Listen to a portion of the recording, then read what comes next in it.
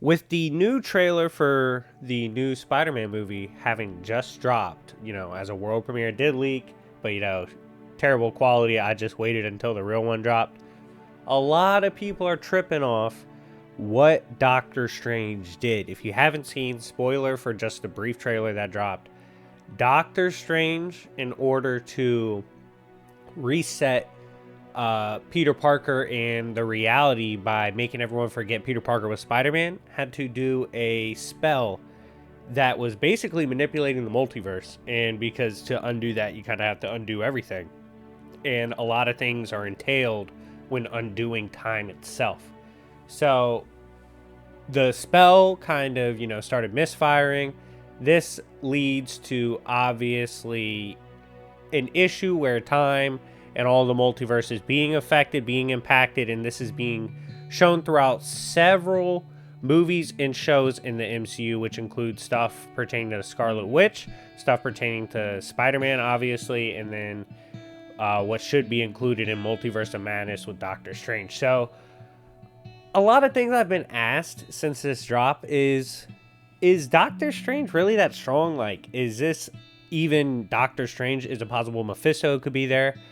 I guess. I'm not a big fan of that theory, but this more so is leading me to just going ahead and making this MCU scaling video on Doctor Strange and answering the question, is Doctor Strange really that strong where he can accidentally mess with the infinite multiverse? Or, is he not? Is this an outlier? Basically, is he really that overpowered?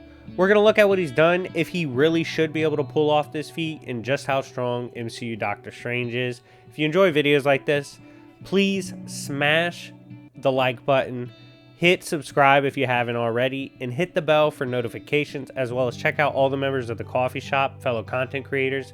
Their links are in the video description. Also, check out my homeboy Chuck's recent SCP video.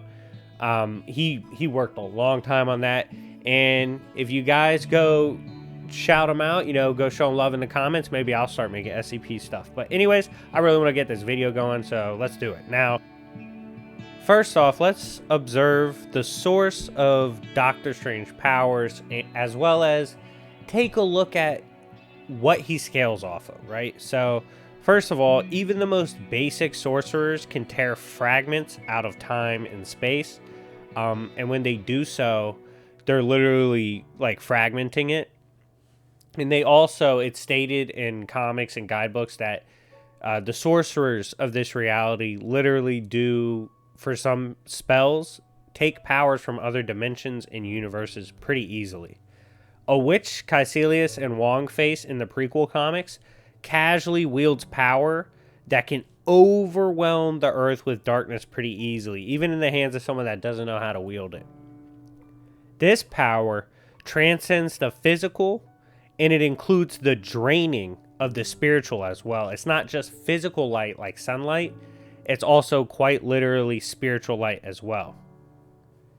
Caecilius, Wong, and a few other masters of the mystic arts managed to negate this power the next time they faced the witch and subdue her pretty, I wouldn't say easily, but they, just steadfast take her down with counter magic because she doesn't understand this power. But yeah, even like a few extra, they're kind of fodder masters of the mystic arts, like we clearly see in the movies, they don't scale to higher ones like Doctor Strange. Even they can help take down such a powerful device. The scepter, by the way, that can casually shroud the entire earth in darkness, rests in the sanctum. So technically, Strange could always access that level of power if he needed to. The Sorcerer Supreme itself, which of course this matters because this title is given to Doctor Strange for a reason. It's meant to help keep existence in balance, at least the position is, and steer it towards the light. As we know, existence is a lot more than just the Earth. Obviously, it's multiple realms, universes, and dimensions. The arrow of Apollon can casually fold a village and to demonstrate the insane destructive capabilities of such a device. This took place in the prequels. An ancient one who we already know was off balance because she was struggling, like even remaining balanced, casually deflected this power, no problem. The Ancient One and Keepers of the Sanctum is stupidly powerful, by the way, which I'll touch on a little later in the video. The Keepers of the Sanctum's texts literally have the means and know how to undo and take command and restructure or basically rewrite time itself. The idea of like having such power, easily getting such power, is what led Caecilius to betray them. Forces of this magnitude, to overcome time, overcome death, is what he's seeking because he lost his wife and he wants to seek that power to bring her back. That's why he initially actually started learning the mystic arts. Now, we're also going to look at the stones too and how they scale, because that's important when considering scaling to Doctor Strange. Now, each stone comes from the dawn of the universe itself and controls the 6 fundamental aspects of existence entirely. Doctor Strange also, it makes sense that, he's dealing with magic that can mess up the multiverse, as he literally talks and jokes with Wong about metaphysics all the time, because they deal with stuff that's on the metaphysical quite often. Just 2 stones alone, according to the movie and the movie comics, make you the most powerful being in the universe, or at least one of them. And this was when, of course, Thanos had the Space and Power Stone. This includes scaling above beings like Odin, who can casually BFR you and imprison you in other realms like Hell. Raccoon claims of universal tormenting weapons, and this means more than people think. Like, it's not an exaggeration. Literally, Raccoon's seeing tech that can blow up moons and planets casually, right? And he said, no, this is even legendary compared to that force. So his statement's a little closer to the actual power than you would think. The Time Stone alone scares Strange, as he says Thanos, if he gets the Time Stone, will be able to put the entire universe at stake. Thanos should also be the toughest that Thor has faced to this point, which should include scaling above Hela, who looked at the Casket of Winters, a planetary threat, as kind of a joke. It was like pretty cool, but more like a toy compared to her true power.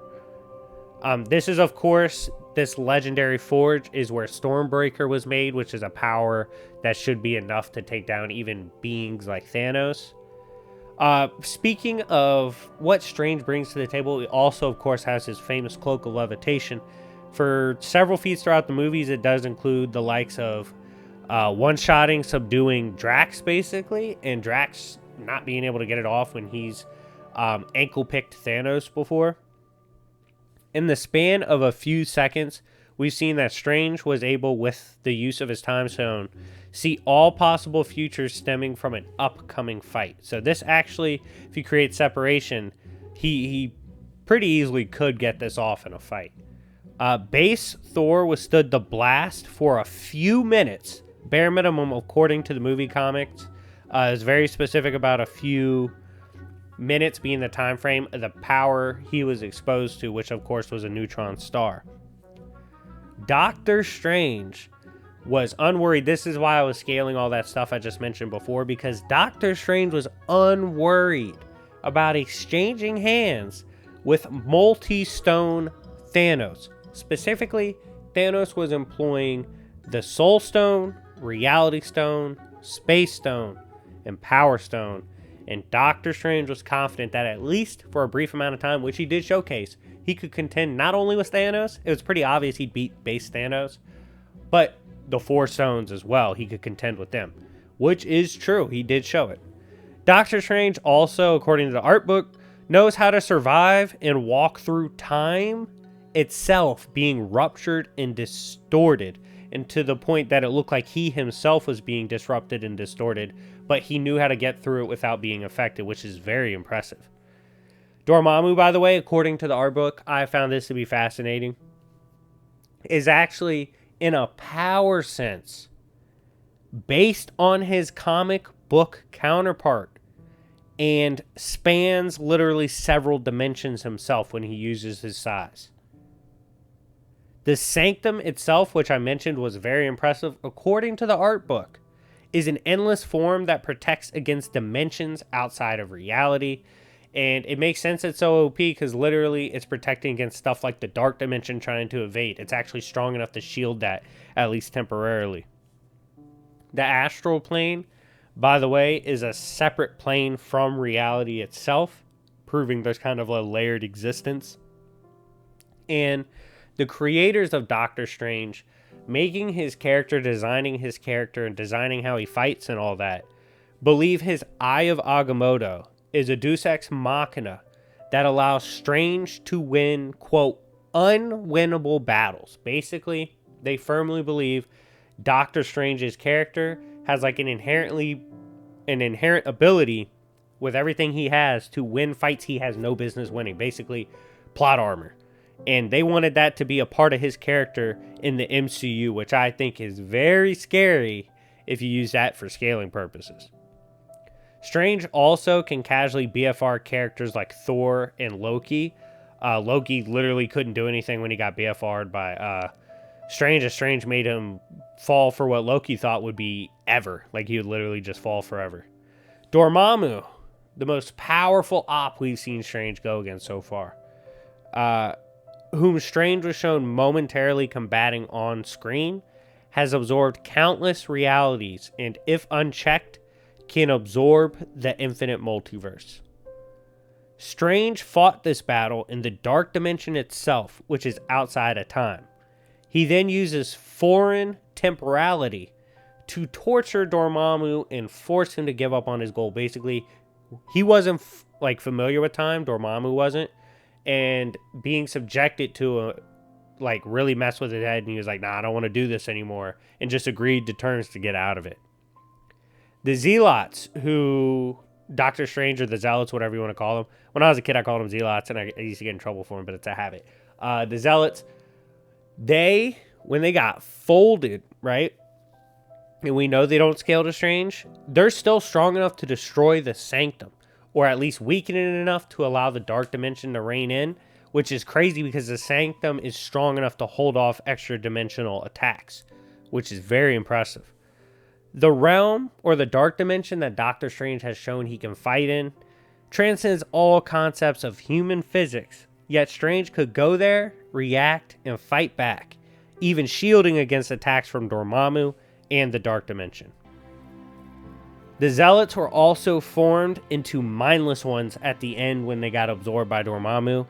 This is, I could argue, shows Strange has resistances to other forms of hacks like transmutation and shit, because literally he was never impacted by such a hacks fighting Dormammu, and he survived it. Also, I think, in a reference to movie scenes, it's important to note that he literally sits in the pocket with a wildly stronger Thanos than the one that beat up the Hulk, and was just whipping him with one of his magic whips.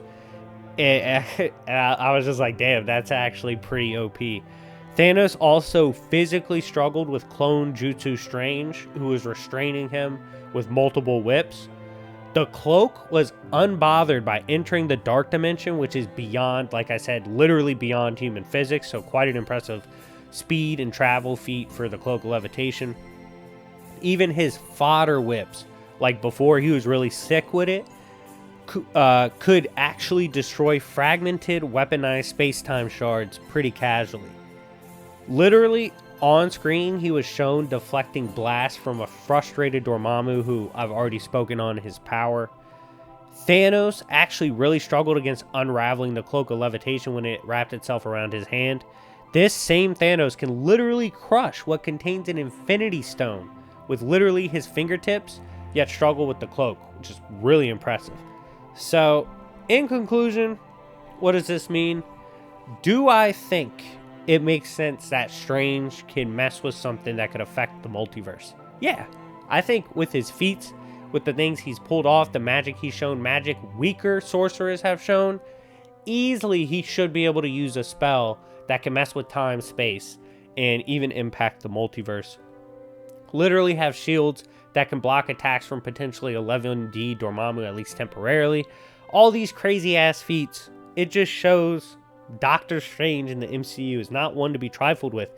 And it does make sense that he could pull off a multiversal impacting spell, even when it's done on accident. I have heard some arguments about like, oh, it was an accident, so it doesn't count as a great feat. That's stupid. That's like, he was trying to cast a spell. Let's say I'm trying to throw a punch to see how much damage it does to you, and I accidentally KO you.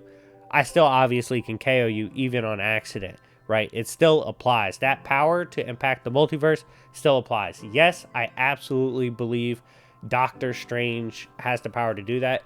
Do I think he is too overpowered for the MCU?